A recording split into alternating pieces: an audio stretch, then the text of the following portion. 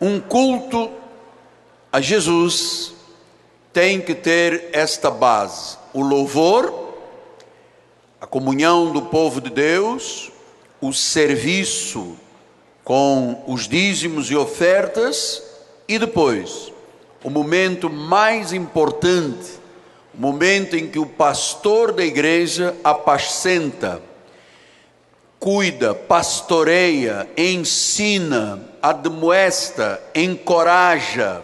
Isto é parte da vida do altar. O que é, quem deve e como evangelizar? Vamos ouvir estratégias neste dia sobre questões que fazem parte de uma urgente chamada de Deus à evangelização. Diz assim a palavra em 1 de Coríntios, capítulo 2, versículos 14 a 16. Diz assim a palavra do Pai: o homem natural não aceita as coisas do Espírito de Deus, porque lhe são loucura. Imagina. E não podem entendê-las, porque elas se discernem espiritualmente. Porém, o homem espiritual julga todas as coisas, mas ele mesmo não é julgado por ninguém. Pois quem conheceu a mente do Senhor que o possa instruir? Nós, porém, graças a Deus por isso, temos a mente de Cristo. Pensamos como Jesus pensa. Que essa palavra abençoe os corações. Vamos orar ao Senhor. É tempo de ouvirmos o Espírito falar. Oremos.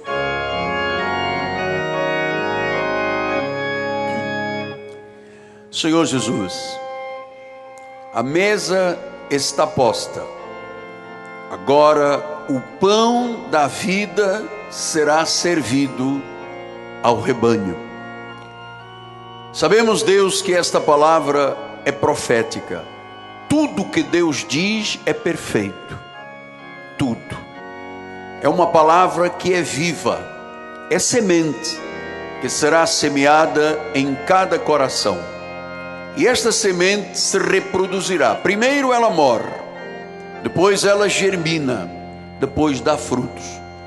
Alguns a 30, outros a 60 e outros a 100 por um da semente. Por isso, nesta hora, aquietamos o nosso coração e abrimos a nossa alma, as nossas emoções, tornamos-nos sensíveis à palavra e à voz do Espírito Santo. É no nome de Jesus que eu faço esta oração com fé. E todo o povo de Deus diga amém, amém e amém. Graças a Deus. Meus amados irmãos, minha família, santos preciosos, noiva de Cristo, povo escolhido, propriedade exclusiva de Jesus. A noiva, a minha amada, assim Jesus trata a sua igreja. Aqueles que são o selo do meu apostolado, são cartas escritas por Deus através deste altar. Meus amados, o apóstolo da igreja tem ensinado, e hoje já estamos na 14ª aula, que evangelizar, em síntese, é contar aos outros as boas novas acerca do que Jesus fez na cruz do Calvário para salvar aqueles que ele predestinou. A Bíblia diz que o nosso estado antes de termos Jesus era irreversível. Veja, por exemplo, o que diz Efésios 2:1. Ele vos deu vida, estando vós mortos em delitos e em pecados. Então, eu tenho ensinado à igreja que não existe na Bíblia Sagrada nenhum apoio, ou sequer um versículo, que diga que o ser humano usa de uma virtude chamada livre-arbítrio para receber Jesus. Não existe. Por este fato, o homem sem Jesus está morto. E morto não tem desejo. Morto morreu. Então, é preciso que você entenda o que é um ato da soberania de Deus e, quizás, se nós formos um pouco mais longe, um ato de predestinação. Porque ele diz, ele, Jesus, diga Jesus. Aqui não tem homem participando. Vos deu vida. Veja, só um Deus soberano, só quem é Deus de fato, pode pegar uma vida morta e dar-lhe vida. Uma pessoa morta, perdão, e dar-lhe vida. Ele diz que nós estávamos mortos por causa dos pecados e delitos. Veja, o primeiro Adão pecou, todos pecaram. O segundo Adão salvou, todos são salvos, a quem ele predestinou. Então, o que é evangelizar? Evangelizar, amado, pode aparentemente ser difícil, mas não é complicado. É contar a nossa história de vida. Isto é evangelizar. Evangelhos significam boas novas, de grande alegria. E quando você conta a história da tua vida, quem era você, o que Deus fez e em quem que você se tornou, numa nova criatura, esta tua história de vida, que ninguém sabe contar como você, é a tua missão, é a tua forma de evangelizar, é o teu chamado. Agora, existem alguns detalhes que, porque vamos tratando de estratégias que eu tenho que lhe passar. Todas as vezes que você entender que Deus colocou alguém no teu caminho, seja familiar, amigo, colega, vizinho, parceiro, saiba que Deus é estrategista. Ele tem as suas estratégias, ele orquestra situações. Uma das coisas que nós temos que aprender a mostrar, primeiro, que uma pessoa sem Deus está nas trevas. E você sabe que quem está nas trevas está sujeito a cair, a tropeçar, a ser passado para trás. Por isso, 1 João 1,5 diz assim: ora, a mensagem que da parte dele temos ouvido e vos anunciamos, veja, sempre Deus insiste com o anúncio de uma mensagem. No teu caso, no meu caso, a melhor mensagem é a história da nossa vida. Ele disse, a mensagem que temos ouvido é esta, que Deus é luz e não há nele treva nenhuma.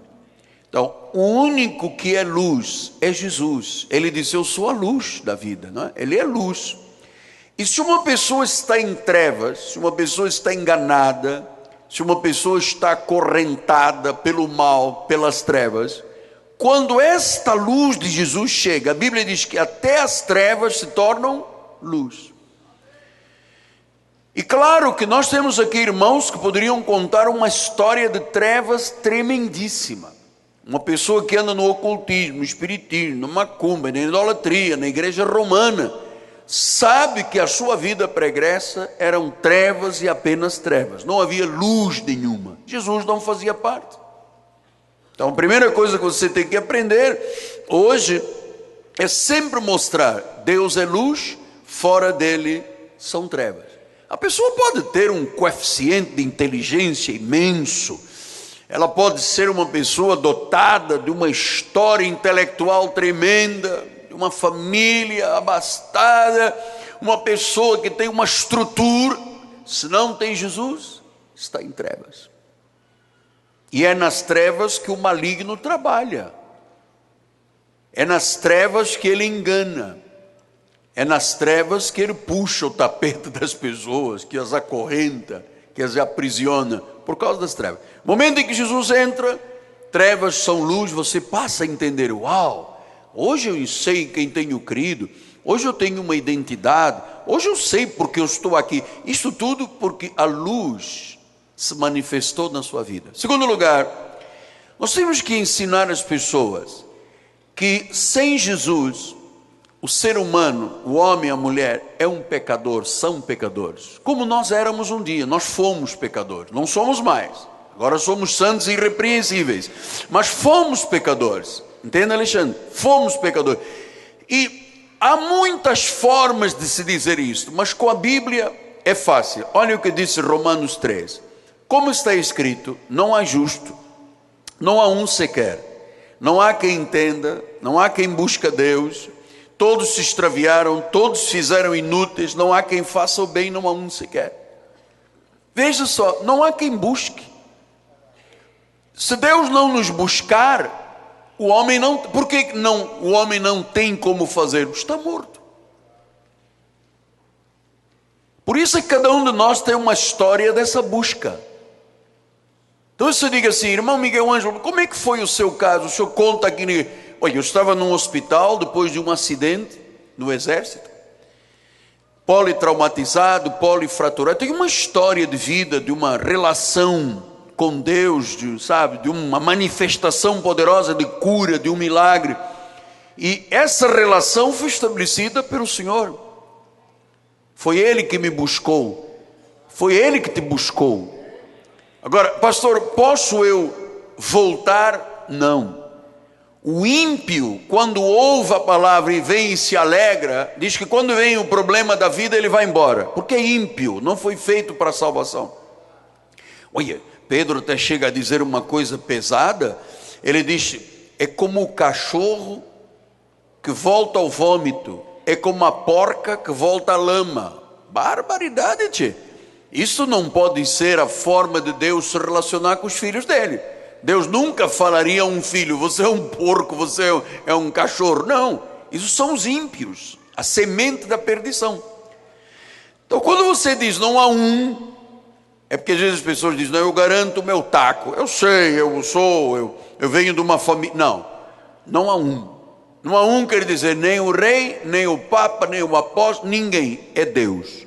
Amado, o teu caso é puro Deus. O meu caso, puro Deus. Não tem nada de, mas foi uma senhora, não tem senhora nenhuma. Foi Deus. No meu caso, ele usou a instrumentalidade de uma senhora, de um anjo, mas eu só dou honras, louvores e glórias ao Senhor Jesus Cristo. Nada de começar a dizer que foi Santo Antônio, foi São João, foi o pedacinho de pão, foi a padroeira. Não tem nada disso. Para viver a vida eterna, o caminho é Jesus. Sem Ele, não há. Terceiro lugar, nós temos que ensinar as pessoas, e isto começa pela família, que o único Deus se chama Jesus Cristo. A Bíblia diz, estamos no verdadeiro, e o verdadeiro Deus é Jesus e a vida eterna. Por que nós temos que dizer isso? Porque existem muitos conceitos sobre Deus. Olha, você sabe até que se criou uma trindade celestial. A igreja romana criou uma trindade, o Deus Pai, o Deus Filho, o Deus Espírito Santo. Quando João teve a revelação do Apocalipse, ele disse, eis que eu vejo o céu aberto, um trono e alguém assentado no trono. Sim, apóstolo, espera aí, mas a Bíblia diz que Jesus está à destra do Pai. Eu vou lhe explicar. Destra, do original grego, quer dizer mão direita, pleno poder e autoridade. Deus não tem mão como nós. Ele tem pleno poder e autoridade, quer dizer dextra, do grego. Então diz, a mão direita não é a mão como a minha, como a sua. Mão direita ou destra, quer dizer pleno poder ou autoridade, e autoridade. Portanto, Cristo é Deus. As pessoas têm que saber, porque existe uma confusão, é o Pai, é o Filho, é o Espírito Santo, é uma pomba, e depois cada religião. Você sabe que na Índia há milhões de deuses. E eles pegam um macaco e chamam de Deus, pegam uma vaca e adoram. O nego está morrendo de fome, mas a vaca passa, todo mundo nem pode tossir. Aqui no Brasil é nem que a vaca tussa, né? Na Índia também, a vaca pode tossir, ela manda, cheguei. Então nós temos que dizer, olha, o único Deus é Jesus Cristo. Ele morreu na cruz do Calvário, Ele levou os nossos pecados. Para quem? Para todos aqueles que haveriam e hão de crer. Hão de crer. Quem é que pode crer? A ovelha. A ovelha.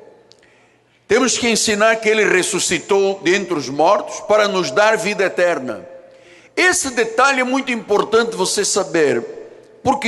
Primeiro porque até a lei diz que existem 3 deuses, quando a Bíblia diz há um só, que é Jesus. Houve muitas manifestações no Antigo Testamento. Jeová Jireh, Jeová Rafá, El Shaddai. Isso eram manifestações de um único Deus. Então nós temos que ensinar quem é o seu Deus? Jesus Cristo. O que Ele fez? Morreu, foi à cruz do Calvário, levou os nossos pecados, foi sepultado, ressuscitou ao 3º dia. Ele é Deus. Para não haver essa confusão, se há um pai velho de barba, se há um filho ensanguentado ou se há uma pomba. O nosso Deus é Jesus Cristo. É com Ele que nós nos relacionamos. Outro aspecto que você tem que entender é que ao explicar isto, você tem que dominar, por exemplo, João 1, capítulo 1. No princípio era o verbo estava com Deus, lá no princípio em Gênesis, e o verbo era Deus. O Logos, né? O verbo, a palavra. Então, quem é que disse haja luz? Jesus. Só que Ele estava na manifestação do Pai, da criação. E na cruz do Calvário, a manifestação do Filho. E no dia de Pentecostes, do Espírito Santo. E quem é o Pai, o Filho e o Espírito Santo? Jesus Cristo. Era o verbo. 1 Timóteo 2 diz que há um só Deus. A igreja diz que há muito. Não, há um só Deus, que é Jesus, um só mediador entre Deus e os homens, Cristo Jesus. Homem. Há um só. Portanto, isso facilita a nossa relação com Deus e a explicação. Você dá aos seus filhos, à sua família. Porque, olha, a igreja romana tem montes de deuses. Eles acreditam até no purgatório que não existe. Porque uma pessoa que morre com Cristo diz: cabe ao homem morrer uma só vez e segue-se o juízo. Ou seja, não vai para um lugar purgar, purificar, e depois com a missa do 7º dia, de 30 dias, a alma fica mais pura e pode ir para o céu. Não.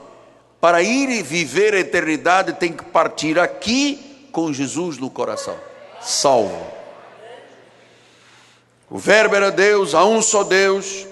Hebreus 7:25 diz: por isso também pode salvar totalmente os que por Ele chegam a Deus, vivendo sempre em intercessão. Diz que Jesus salva totalmente. Não há isso de que eu fui salvo, perdi a salvação, ganhei de novo, voltou atrás, estou voltando para a salvação, agora perdi a salvação. Não, quando Ele salva, salvo uma vez, salvo para sempre. Uma vez em Cristo para sempre. Uma vez perdoado, perdoado para sempre. Uma vez reconciliado, reconciliado para sempre. Isto é fundamental você saber.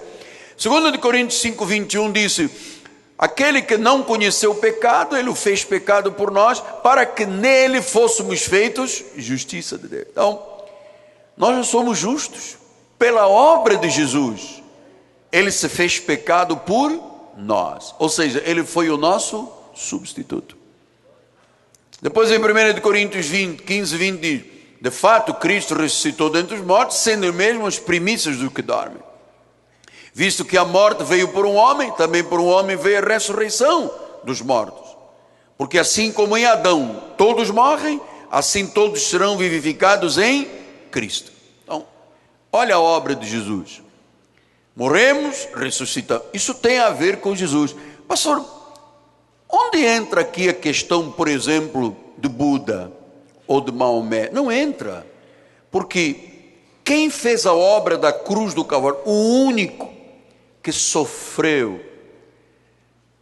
Olha, se você viu o filme A Paixão de Cristo, certamente deve ter caído em lágrimas como eu. Ali estava em cada chicotada, na coroa, a maldição estava sobre ele. Quando ele diz tudo foi consumado, Acabou, amado. A obra se completou. Os americanos dizem, it's done, está feito. Os espanhóis dizem, está hecho, já está feito, está completo, não se pode fazer mais nada. A obra de Jesus está completa. Pastor, mas eu vejo as pessoas dizerem, temos que jejuar, porque o demônio... Que jejuar demônio, amado? Porque as pessoas não conhecem a sua identidade. A Bíblia diz, aquele que tinha o poder da morte, a saber, o diabo, Jesus o destruiu. Claro que convém para muitos lugares chamar o diabo de volta, porque é o mercantilismo, é o terror que se impõe na igreja. Olha o demônio, você tem encosto. Isso é um terror mercantilista. Isso é um terror. Isto é uma jihad. A obra está completa, está completa. Então, veja, Jesus, quando um demônio se manifestava antes da cruz, né, e quis evidenciar, Jesus disse, não fala. E diz que os demônios entraram nos porcos, não fala. Aqui no Brasil entrevistam, quem é você? Eu sou Pombagira. E você está, não, eu estou no outro, estou aqui, estou lá. Você sabe qual é o problema? É que dão a Satanás uma manifestação igual à de Deus, como se ele fosse onisciente, onipotente e onipresente. As igrejas tratam Satanás como se ele estivesse aqui, ali, olha, está lá, mas também está lá, está lá. Olha, o único que está lá, aqui, lá, em todo lugar, é Deus. Essa capacidade onipresente, onisciente, onipotente, só Jesus.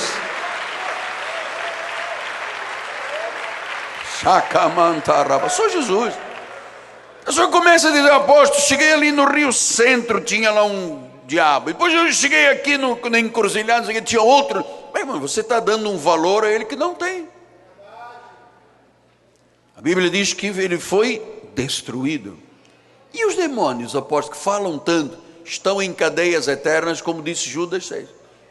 Pastor, então quando se mostra na televisão as pessoas rodarem, xinguem lá, olha, eu vou lhe dizer uma coisa, 99% disso é carnalidade. São pessoas que têm problemas tão graves emocionais, porque se ela conhecesse a verdade a libertaria disso tudo. Mas como não conhecem a verdade, elas são sugestionadas. Eu me recordo, há uma história que anda aí no meio dos pastores, que um dia uma senhora entrou numa igreja, diz, eu sou uma legião. Aí diz que o pastor baixou e falou assim, ou você sai, eu vou chamar a polícia. Ela disse, não moço, não chama. Não. Ela era uma legião. E uma vez uma senhora entrou aqui, e eu estava orando pelas pessoas, ela chegou ali e falou assim, eu vim trazer um recado de Deus para você. Eu estava com tanto trabalho que eu disse, saia! Aí a mulher deu um pinote e caiu e bateu com a cabeça lá, sabe? Mas são artifícios neuróticos que as pessoas... Nós teríamos que ficar aqui discorrendo porque que as pessoas... Na minha experiência de pastor, 99% das pessoas que se manifestaram quando o nosso ministério era da lei, nenhuma ficou na igreja. Eram filhos da desobediência. O filho de Deus, ele pode ter um problema, uma neurose, sei lá, até uma psicopatia qualquer, mas numa vez que Cristo entra nele, a mente muda e passa a ter a mente de Cristo. Não fica lá dando xinguilando de um lado para o outro. Nós temos a mente de Cristo. Cristo mora em nós, somos o templo do Espírito Santo. Aqui é propriedade exclusiva de Deus. Raça eleita, imagina. Povo escolhido, raça eleita, propriedade, sacerdócio real. Você imagina lá um demônio entrando num sacerdócio real, sacerdote real? Jamais. Então, esses detalhes você tem que saber para poder explicar às pessoas. E tem que se explicar também que a única forma de alguém ser salvo da punição eterna é quando ela é reconciliada com Deus. Por isso é que diz em 2 Timóteo 5, 2 Coríntios 5, Ora, tudo provém de Deus, que nos reconciliou. Tudo provém de Deus. Então, nós não temos parte com demônio, com diabo, com igrejas de água, óleo. Amado, isso chama-se mercantilismo. Pastor, mas eu conheço um pastor que tem uma toalhinha que sua e a toalha cura. Duvido que toalha cura, amado. Ou Deus cura por misericórdia, ou isto é uma grande atitude diabólica. Estão botando glória no suor de um homem, que é pó, que vai virar pó. Tudo provém de Deus, que nos reconciliou consigo mesmo. É Ele que faz a obra, por meio de Cristo, e nos deu o ministério da reconciliação. A saber que Deus estava em Cristo, Deus em Cristo, Cristo é Deus, Deus é Cristo, reconciliando consigo o mundo, não imputando aos homens as suas transgressões, nos confiou a palavra da reconciliação. A palavra da reconciliação é o nosso testemunho do que Deus fez. Depois disso, de sorte, agora vem a palavra, já estudamos isto, somos embaixadores em nome de Cristo, como se Deus exortasse por nosso intermédio. Embaixadores. Agora, quem deve evangelizar? Primeiro, o que é evangelizar? Essa estratégia, você compreende? Claro, pastor, mas eu não guardo todas as coisas. Mas a essência você guarda. Do quem é Deus, você tem que saber. Comigo aqui você tem que saber. Quem deve evangelizar? Olha só, muitas pessoas pensam que é o pregador da igreja ou os especialistas em apologética, quem sabe fazer uma defesa frontal, peremptória da Bíblia Sagrada, chama-se apologia apologética. E eu lhe digo que não. Pastor, mas eu acho que quem deve evangelizar são os mais extrovertidos, ou então aqueles mais antigos na fé. Não. Todos nós, cristãos, nascidos de novo, temos o dever de evangelizar, contar aos outros sobre a razão da nossa fé, a fé que vem pelo ouvir a palavra de Cristo. Então, olha por exemplo o que diz Atos 8:4. Entre menos os que foram dispersos iam por toda a parte, pregando a palavra. Por toda a parte. Quer dizer que a nossa missão, pregar aonde nós estivermos. Eu estou no trabalho, estou no shopping, estou na família, estou com os amigos, estou com os colegas, tenho esta missão, tenho que falar de Jesus. Filipe, descendo da cidade de Samaria, anunciava-lhes a Cristo. Esse anúncio, claro que quem souber fazer uma defesa apologética, que conhece a estrutura do original, do grego, do hebraico, do aramaico, glória a Deus. Mas a simplicidade é muito melhor, sabia? Atos 11:20 disse: alguns deles, porém, que eram de Chipre e de Cirene, que foram até Antioquia, falavam também aos gregos, anunciando-lhes o evangelho. Foram à Grécia e anunciaram. Versículo 21, a mão do Senhor. É isso que eu quero que você entenda.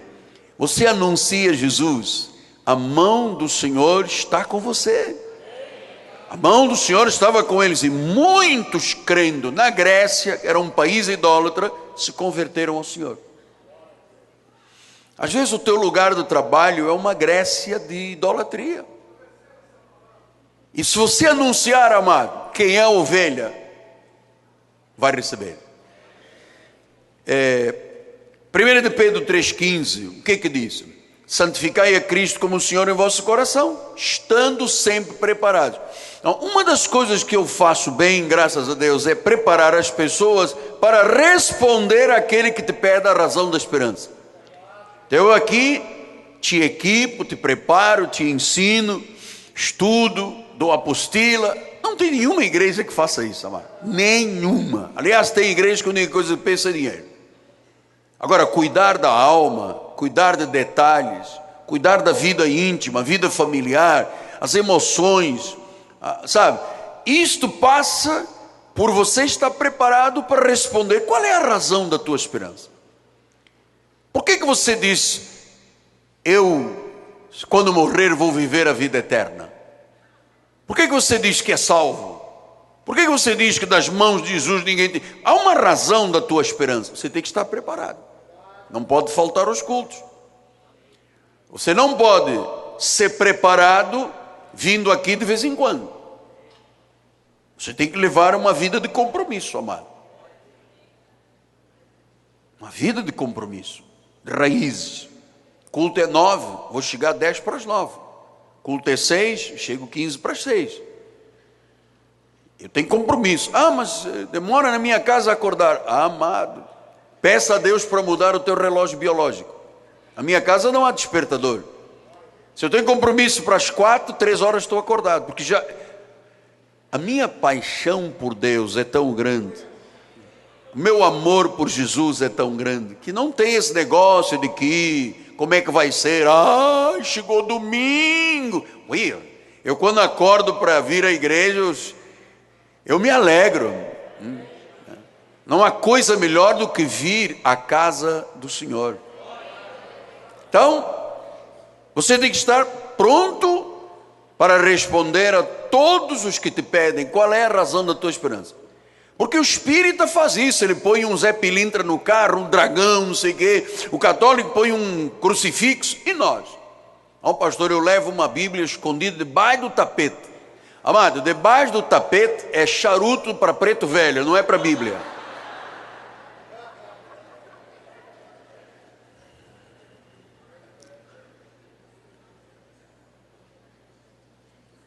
Oh, tantinha.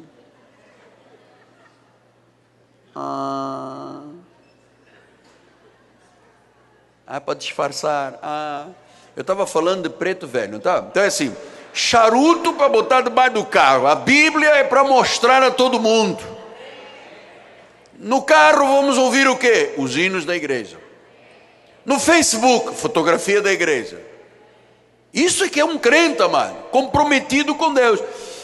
E claro, nós temos que amar ao próximo. Olha lá o que diz em Marcos 12, 31. Amarás o teu próximo como a ti mesmo. Não há outro mandamento maior do que estes. Amar ao próximo. Então, quando eu falo de Jesus, não há coisa mais importante quando se ama alguém do que compartilhar com ela o Evangelho de Jesus. Você é uma testemunha viva. Eu sou uma... Olha, se ninguém no mundo cresce na Bíblia nem em Deus, eu creria. Porque o que Deus fez, a medicina não podia fazer, ninguém podia fazer, só Deus mesmo. E esse Deus se chama Jesus Cristo. Jesus. Agora, apóstolo, como é que se evangeliza então? O senhor tem explicado isto, fale um pouco mais profundo. Sempre que você compartilhar a fé com alguém, ouça, essa pessoa vai ser tocada, vai reconhecer a sua necessidade, e se for predestinada vai ser salvo. Por que, apóstolo? Porque Isaías 55, 11 assim será a palavra que sair da minha boca, não voltará para mim vazia, mas fará o que me apraz, e prosperará naquilo para que a designei. Então, tudo que está na Bíblia, ponto, vírgula, versículos, tudo que está aqui tem um propósito. Tem um propósito. Porque há pessoas muito sensíveis, elas são ovelhas, basta ouvirem um hino, choram e já querem Jesus. Há outras com coração de pedra. Mas o que Deus faz? Deus esmiuça a pedra. Diz que a palavra é como um martelo. Pam, pam, pam, ovo uma, ovo dura, até que uma hora se desfaz. E é maravilhoso. Nós temos aqui pessoas que há uns anos atrás, quando me viam na televisão, davam um supapo na televisão. Eu odeio esse português. Tumba, e a televisão, coitada, ficava lá com o olho inchado. Hoje vem aqui na frente e me abraça, me beija e ainda dá um dízimo.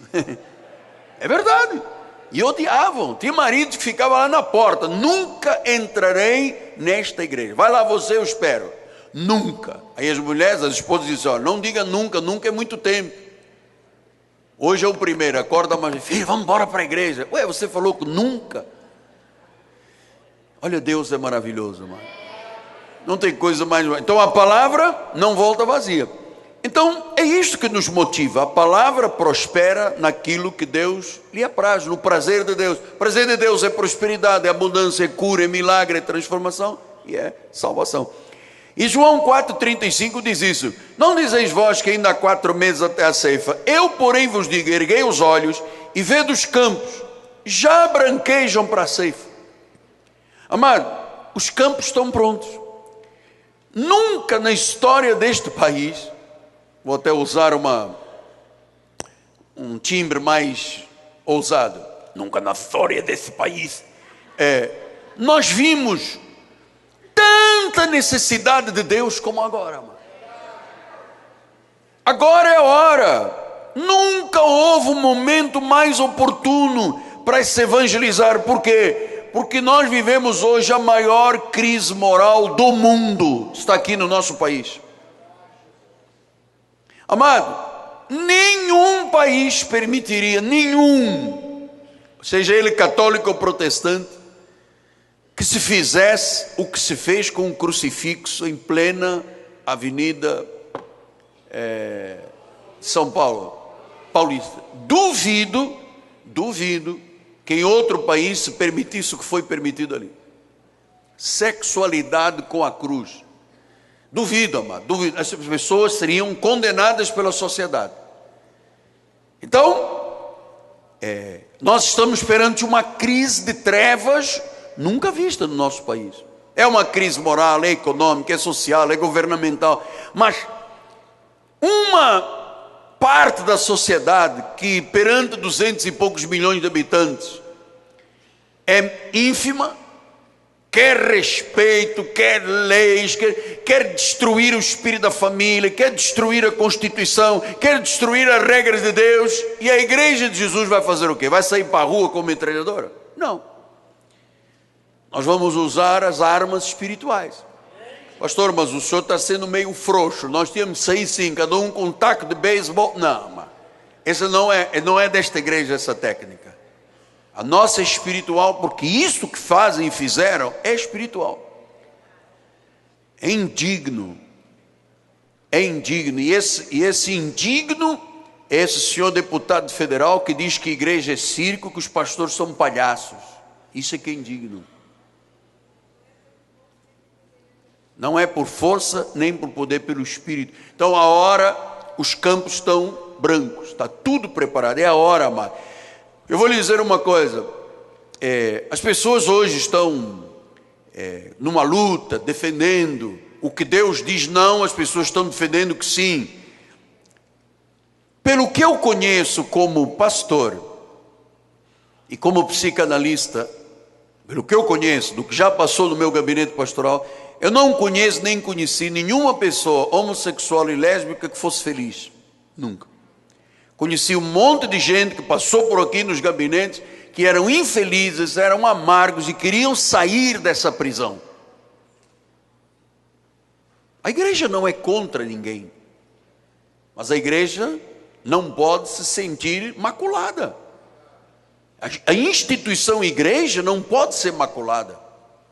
E essa parte da sociedade maculou, e agora estão correndo leis para destruir as regras da família. Nós vamos dizer não. Como é que se diz não? Não aceitando esse voto. E mais, e quando depois nas próximas eleições, esses que defendem um espírito contrário a Deus, não se vota nessa gente. E mais, e essas empresas que fazem apologia ao que é contrário a Deus, não se compra lá, ponto final. Sabe quantos milhões de evangélicos estão no Brasil? 27 milhões. Se 27 milhões começarem a bater pé, segundo a regra bíblica, as coisas vão mudar, amado. Porque é Deus que quer assim. E agora que se vai saber quem é quem. Agora é a hora. Então, pastor, numa estratégia, eu às vezes tenho um pouco de medo, de timidez. Amado, vamos vencer o medo de que, se a pessoa não me ouvir, se não me levar a sério, será que eu também tenho chamado? Olha o que Paulo diz. 2 Timóteo 1,7 diz: Deus não nos tem dado espírito de covardia. Deus deu poder, amor e moderação. Amado, este ministério não tem um único covarde. Aqui dentro não há covarde. Nós somos 20 e poucos mil membros, não há um covarde em nós. Aqui há gente poderosa. Aqui não há espírito de timidez, aqui não há espírito de covardia, aqui não há espírito de medo, aqui há poder, amor e moderação. Então, amado, não tenha medo. Porque será que eu vou fracassar se eu começar a falar? O Espírito Santo vai te inspirar a dizer a palavra certa, a pessoa certa, no tempo certo, porque Deus nos chamou para sermos ganhadores de almas. Tenha confiança. Amado, você sabe como é que eu comecei o ministério? Numa escola, na Ilha do Governador, tinha que subir 2 vãos de escada. Um jovem, inexperiente na palavra, sabe, não tinha noção do que era o mundo protestante evangélico, não tinha noção do que era o peso de um pastorado. Eu não conhecia ninguém. Deus foi mandando, porque isto é obra de Deus. Deus não é um ídolo, não é uma estátua, Deus é real. Olha, Ele está aqui, Ele está dentro de nós, Ele está aqui, ali, cada um de nós tem. Deus se multiplicou em cada um de nós. Nós somos uma extensão de Deus, e extensão de Deus não é para ficar calado. Então, fale a todas as pessoas. O Senhor não diz assim, fala este, mas não fala aquele. Olha, amado, Deus mostra as pessoas certas. Sabe o que diz em 2 Timóteo 4? Conjuro-te perante Deus e a Cristo Jesus, que há de julgar os vivos e os mortos, pela manifestação do seu reino. Agora veja o que disse Paulo a Timóteo, que é para nós, é para a igreja, isto é uma carta pastoral. Prega a palavra. Meu Deus, você que está aqui comigo há mais de um mês, você tem que saber pregar. Eu aceito até um mês. Um mês é o tempo limite. Depois tem que saber pregar. Prega a palavra. Depois ele diz, insta, seja insistente. Quer oportuno, quer não. Corrige, repreende, exorta com longanimidade, doutrina, viu? Doutrina. Tem que saber estas coisas que eu ensino aqui na igreja. Pois haverá tempo em que não suportarão a sã doutrina. Pelo contrário, cercar-se-ão de mestres, segundo as próprias cobiças, como que sentindo coceira nos ouvidos. Se recusarão a dar ouvidos à verdade, vão se entregar a fábulas. Tu, porém, agora é para ti, tá bem, amados? Agora é para ti. Ser sóbrio, nada de brigas, nada de botar a Bíblia na cabeça das pessoas e dizer, demônio, sai, pombagira, encosto, pena verde. Não precisa, isto é de Deus. Alguém foi lhe puxar da cama hoje? Você não está aqui. Você sabe, você não poderia estar em outro lugar. Você tem uma relação com Deus, o Deus vivo, o Deus da Bíblia, o Deus dos patriarcas, que se fez em Cristo carne. Ser sóbrio, é muito importante. Quem dá a palavra de Deus num testemunho, ser sóbrio. O equilíbrio, amor e moderação, equilíbrio, né? Ele diz assim, em todas as coisas, ser sóbrio em todas as coisas, suporta as aflições, faz o trabalho do evangelista, cumpre o teu ministério. Então, meus amados, fazer o trabalho do evangelista, cumprir o ministério. Você sabe que há irmãos aqui no nosso ministério que nunca falaram a ninguém de Jesus, nunca, estão de mãos vazias. Deus, nem na família às vezes a pessoa fala. Não pode um marido que não é ainda da igreja, alguém liga para casa, olha, era para falar com a irmã da igreja. Mas de onde fala? Da igreja Cristo vive. Mas a minha esposa é da igreja? Onde é? E eu já disse que a melhor forma de se evangelizar um marido ou uma esposa é o testemunho dentro de casa. Melhor forma. Não é você fazer um estudo, hoje vou fazer um estudo sobre os 4 mundos, Okumena, Aion, Sheol. Isso teu marido não precisa, teu marido precisa de carinho, de amor, de cuidado, de reconhecimento. E se possível uma massaginha nas costas, beleza. A tua esposa precisa de ser honrada, bem tratada, Não pode um marido evangélico humilhar uma esposa. Não pode um esposo evangélico humilhar a sua esposa e vice-versa. Não pode. Na casa de um cristão não pode haver violência verbal, física. Não pode. Isso é tudo do outro lado, do capeta. Nós somos da luz. Portai-vos como filhos da luz. Então, minha amada, você quer ganhar o seu marido para Jesus? Capricha num pudim. Gente, chegou a vir água aqui, viu? Prepara um quiche de frango à santina, uma coisa. Faz sei lá, uma dança do ventre.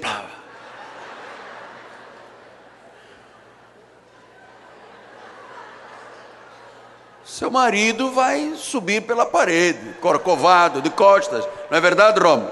Olha, o irmão está dizendo, é isso mesmo, eu quero ventre, dança do ventre lá em casa. Ainda falando em línguas. Vamos continuar, amado. Assim, Desculpe. Ninguém saia da igreja. Agora, o que eu queria lhe dizer é o seguinte. Quando Paulo disse que suporta as aflições, quer dizer que às vezes há rejeição. Se alguém te rejeita, meu amado, ouça, está rejeitando Jesus. Quem te rejeitar está rejeitando Jesus. Sabe, quando você planta uma semente no coração, a semente é a palavra de Deus, não é algo pessoal teu, é coisa de Deus, não é da carne, a palavra é de Deus. Então, se eu digo, a Bíblia diz, a partir do momento é Deus que está operando. Nós temos que ser obedientes, fazer a nossa parte, pregar, falar, dar testemunho. Deus faz a dele, salvar. Agora, nunca estamos falando de estratégia, nunca discuta com ninguém sobre questão de testemunho. Que Tito disse isso em Tito 3, 8 a 11, ele diz assim: fiel é esta palavra, e quero que no tocante a estas coisas faça afirmação confiadamente, para os que têm crido em Deus, sejam solícitos na prática de boas obras. Estas coisas são excelentes e proveitosas aos homens.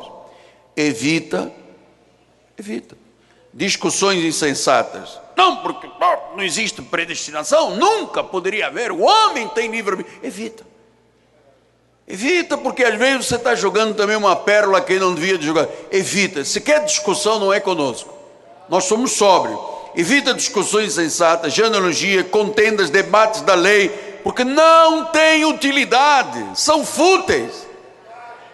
Depois ele diz, evita o homem faccioso, depois de demonstrá-lo primeira, segunda vez, pois sabes que tal pessoa está pervertida, vive pecando e por si mesma já está condenada. Eu já tentei falar algumas vezes na minha vida em algumas pessoas que começaram, não, porque na filosofia, porque no grego não era. Meu amado, não vamos discutir. Vou só dizer uma coisa: se você rejeita a palavra, você não é salvo. Então, estamos ainda com 5 minutos. Na estratégia, não discuta, seja sóbrio, dê o seu testemunho, fale da sua ousadia, fale daquilo que Deus fez, fale do Deus que você ama. Agora, não peça a uma pessoa que você falou, meu amado, agora ajoelhe-se e faça uma oração, porque a pessoa não sabe. Você que vai orar pela pessoa. E eu vou lhe dizer uma coisa, ninguém recusa uma oração sincera.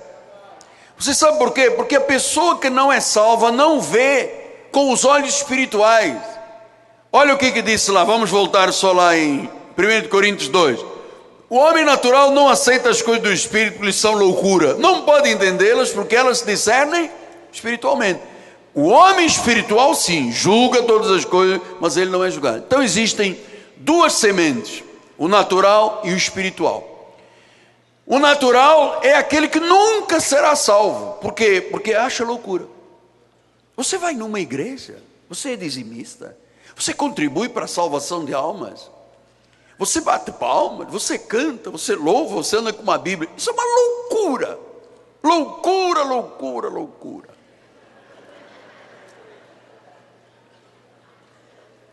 Agora, esse é o natural. Agora o espiritual diz, pô, estou com pressa de ir para a minha igreja, quero cantar, quero aplaudir, quero glorificar. Isso é muito importante. Então o homem sem Jesus, o que ele pensa das coisas espirituais? Diz que é loucura. Então ore pela pessoa, ela vai ser grata. Uma oração, meu amado, eu já lhe expliquei isso. Onde eu ando, a pessoa diz, ai, com um papelinho, só podia orar por mim. Eu digo, não, vamos orar agora. Às vezes no shopping, às vezes no restaurante. Uma senhora de um restaurante uma vez, eu nem sei se está aqui esta manhã, a Adriana está aqui? Não. Do Outback, ela disse, olha, apóstolo, que prazer vir aqui com a sua família, que bom. O senhor podia depois, lembre-se de mim nas minhas orações. Eu falei, não, é agora. Um monte de gente olhando, mano. Ela ficou envergonhada, cara. Baixou a cabecinha. E eu, em nome de Jesus. Todo mundo, uau, este cara vem aqui comer cebola e está falando o nome de Jesus. Outback tem uma cebola. Vamos voltar à mensagem, gente. É fome, é fome. Estamos caminhando. Uau, tem tanta coisa, gente. Tem 5 minutos. Você me dá uns 5 minutos. Ninguém sai. Glória a Deus. Encoraje sempre as pessoas a se voltarem para Deus e virem à igreja. Encoraje. Lucas 14, 23 diz assim: sai pelos caminhos, atalhos, obriga a todos a entrar para que fique cheia a minha casa. Então, nós temos que fazer isto. Encorajar as pessoas, dar testemunho para dizer, venha para a minha igreja. Este é o objetivo final. A palavra é que fala. Quando você fala da palavra, a palavra fala. E você deve encorajar a pessoa a vir para a igreja. Jeremias 1,12 diz assim: viste bem, porque eu velo pela minha palavra para cumprir. Quer dizer, quando você dá testemunho com a palavra, Deus diz, agora vai cumprir. E o cumprimento da palavra é trazer a pessoa para a igreja. 1 de Pedro 1,23, fostes regenerados, não de semente corruptível, mas de incorruptível, mediante a palavra de Deus, que é permanente. Então, você não pode aparecer de mãos vazias diante de Deus. Olha, nós estamos pedindo até o final do ano que cada alma deste ministério se transforme em 5. Temos 6 meses. Creia que se você o fizer, Deus te abençoa tremendamente. No Salmo 5,11 diz assim: pois tu, Senhor, abençoas o justo, como escudo tu cercas da tua benevolência. Versículo 12 diz assim: tu, Senhor, abençoas. Versículo 11: regozijem-se todos, confiam em ti, folguem de júbilo para sempre, porque tu os defendes, e em ti se gloriam os que amam o teu nome. Então nós somos defendidos por Deus. Mal de nós se Deus não nos defendesse. Então a quem evangelizar, Deus vai abençoar, Deus vai te cercar de benevolência. Mateus 10,18 diz: por minha causa serei levados à presença de governadores, de reis, para lhes servir de testemunho a eles e aos gentios. E quando vos entregarem, não cuideis de como ou que haveis de falar, porque naquela hora vos será concedido o que haveis de dizer, visto que não sois vós que falais, mas o Espírito do vosso Pai é quem fala em vós. Olha que maravilha. Versículo 32 e 33. Portanto, todo aquele que me confessar diante dos homens, olha, está a palavra final aqui, eu o confessarei diante do meu Pai. 33. Mas aquele que me negar diante dos homens, eu o negarei diante do meu Pai que está nos céus. Então não negue. Apareceu a oportunidade, dê o seu testemunho. Seja amoroso, seja sorridente, seja amigável, seja entusiasmado, compartilhe. Não é preciso assustar, porque isto é tudo Deus. Olha os últimos 2 versículos. Atos 13:48. Os gentios, ouvindo isto, regozijavam-se, glorificavam a palavra, e creram todos os que haviam sido destinados para a vida eterna. E quem não foi destinado para a vida eterna? Não creu. Mas os que eram, creram. E eu termino com Lídia. Quer dizer, não vou terminar com a Lídia, vou terminar com a palavra sobre Lídia. Atos 16:14 diz assim: certa mulher chamada Lídia, da cidade de Tiatira, vendedora de púrpura, temente a Deus, nos escutava. Olha a soberania de Deus. Olha que lindo como é Deus que faz. Eu não tenho que me preocupar, seja quem for. Esta era uma mulher empresária, rica, vendedora de púrpura. Olha o que diz a Bíblia. O Senhor, veja o que Deus um dia já fez na tua vida. O Senhor lhe abriu o coração, no nosso caso aqui, para atender as coisas que o Miguel Ângelo dizia. No caso dela, de Lídia, estou falando daqui você ouve o que eu digo. No caso de Lídia, abriu o coração para atender as coisas que Paulo dizia. Então quem abre o coração? Quem é que prepara a terra? Eu só tenho apenas que semear. Então, termino dizendo, nada pode deter a obra de Deus, porque é a obra do Espírito Santo. Lídia foi a primeira cristã da Europa, porque ela era uma imigrante da Ásia, ela é de Tiatira. E olha o que aconteceu, na casa dela se estabeleceu a primeira igreja fundada por Paulo. Está aí no versículo 40. Tendo-se retirado do cárcere, dirigiram-se para a casa de Lídia e vendo os irmãos, os confortaram. Na casa de Lídia passou a existir uma igreja, porque Deus abriu o coração para as coisas que Paulo dizia. E eu termino, amado, humildemente lhe dizendo, eu espero em Deus, que Deus tenha aberto o teu coração para ouvir o que o Miguel Ângelo te ensinou, para que sejas luz e sal na tua família, no teu trabalho, no teu lar, na igreja, no teu convivência social, seja um arauto de Deus. Assim seja, assim disse o Senhor.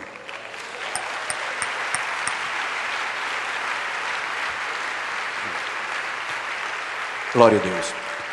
Vamos terminar o culto, vou chamar a bispo para dar a bênção final. Após a bênção, quem precisar de se retirar, por gentileza, mas nós vamos cantar depois um corinho. Bispo. Glória a Jesus, levante as suas mãos para os céus, respire fundo. Senhor amado, obrigada por esta manhã abençoada, Pai. Obrigada, Senhor, porque saímos daqui, Senhor, com a consciência que Tu esperas de nós, que nós abramos os nossos lábios e possamos confessar que Jesus é poderoso para todos aqueles que estão à nossa volta, Pai. Dá ordens aos Teus anjos que levem Teu povo em paz. Livra-nos, Senhor, de todos os males. Guarda a nossa entrada, nossa saída, nossos lares, nossas casas, trabalhos, nossa família, Pai.